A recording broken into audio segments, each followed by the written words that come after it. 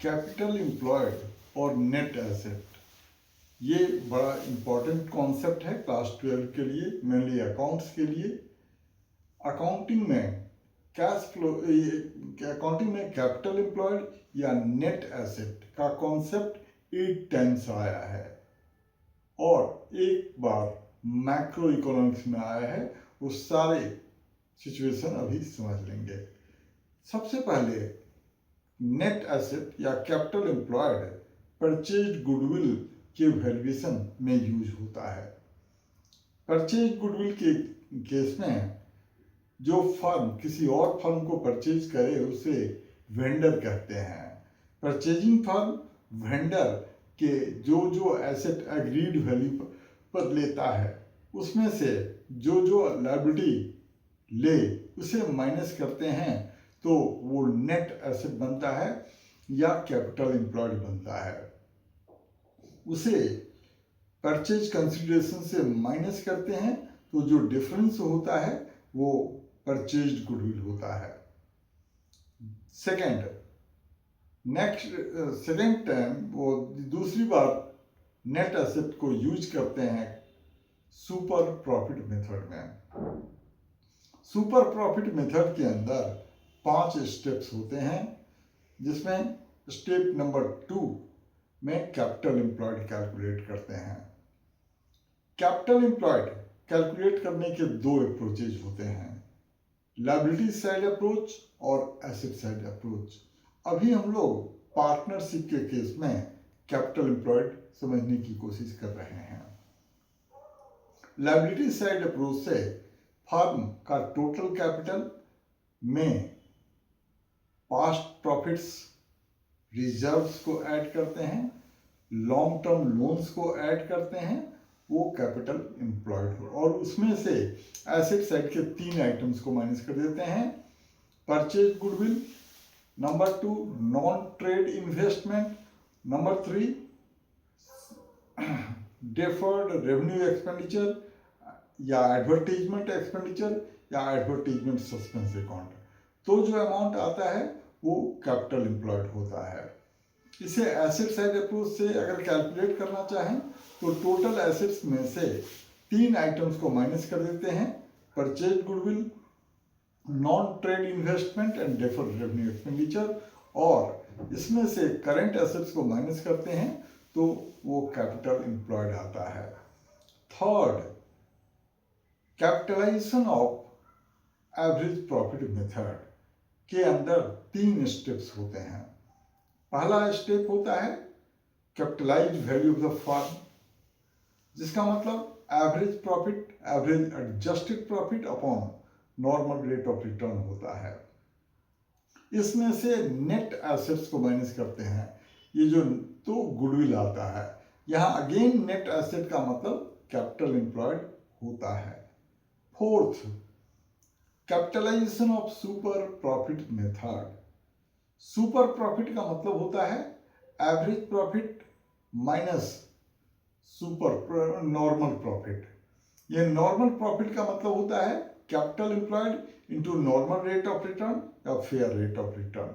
यहाँ पर भी नेट एसेट और या कैपिटल एम्प्लॉयड कैलकुलेट करते हैं, उसको नॉर्मल रेट ऑफ रिटर्न से मल्टीप्लाई करते हैं तो वो नॉर्मल प्रॉफिट आ जाता है। फिर इस नॉर्मल प्रॉफिट को एवरेज एडजस्टेड प्रॉफिट से माइनस करते हैं तो सुपर प्रॉफिट आता है, और उस सुपर प्रॉफिट को नॉर्मल रेट ऑफ रिटर्न से डिवाइड करते हैं तो super capitalization of super profit method से गुडविल का वैल्यू आ जाता है। फिफ्थ प्लेस, दूसरी बुक में इशू ऑफ शेयर में इसे यूज करते हैं। जब issue of share for consideration other than cash calculate करते हैं, उसमें जब एक कंपनी किसी और कंपनी को परचेज करती है तो उसके एसेट्स के एग्रीड वैल्यू से जो उसकी लायबिलिटीज को माइनस करते हैं, जो डिफरेंस होता है वो नेट एसेट होता है या कैपिटल एम्प्लॉयड होता है। इसे परचेज कंसिडरेशन से माइनस करते हैं तो परचेज गुडविल आ जाता है कंपनी के केस में, या अगर परचेज कंसिडरेशन नेट एसेट से कम हुआ तो डिफरेंस को कैपिटल रिजर्व कहते हैं।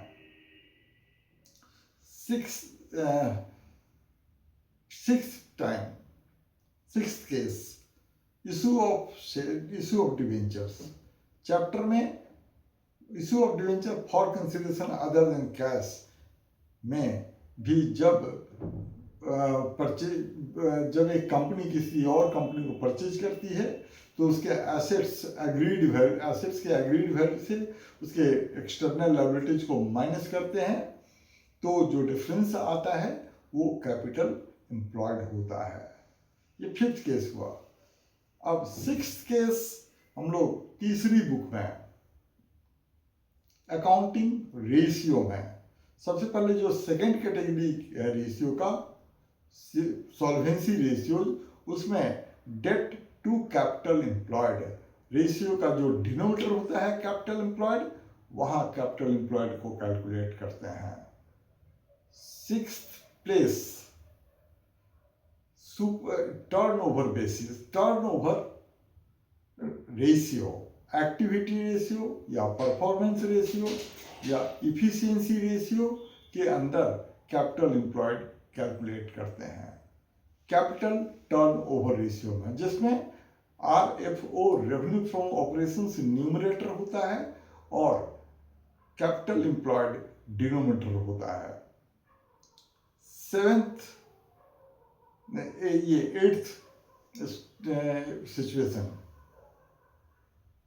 प्रॉफिटेबिलिटी रेशियो के केस में जब return on capital employed calculate करते हैं या रिटर्न ऑन इन्वेस्टमेंट कैलकुलेट करते हैं तो उसका फॉर्मूला होता है profit before interest and taxes upon capital employed into 100।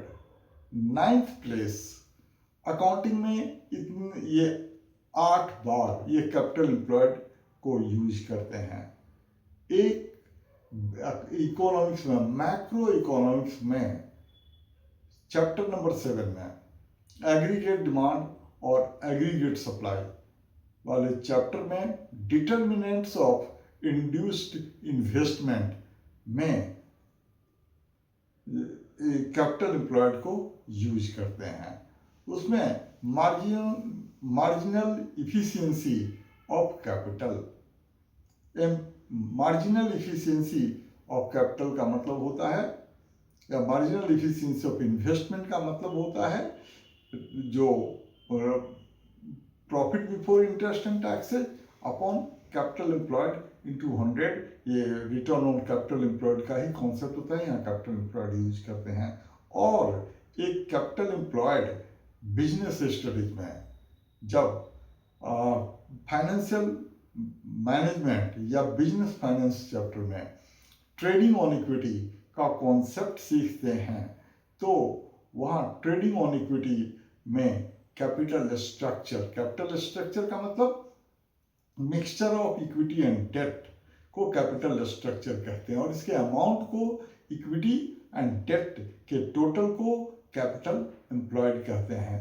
तो क्लास 12 में अकाउंटिंग में पहली बुक में 4 बार, दूसरी बुक में 2 बार और तीसरी बुक में भी 3 बार कैपिटल एम्प्लॉयड का कॉन्सेप्ट सीखते हैं। मैक्रो इकोनॉमिक्स में 1 बार कैपिटल एम्प्लॉयड का कॉन्सेप्ट सीखते हैं और बिजनेस स्टडीज में ट्रेडिंग ऑन इक्विटी के कॉन्सेप्ट में 1 बार कैपिटल एम्प्लॉयड का कॉन्सेप्ट सीखते हैं। मतलब इन टोटल क्लास 10 में 10 टाइम्स कैपिटल एम्प्लॉयड का कॉन्सेप्ट सीखते हैं।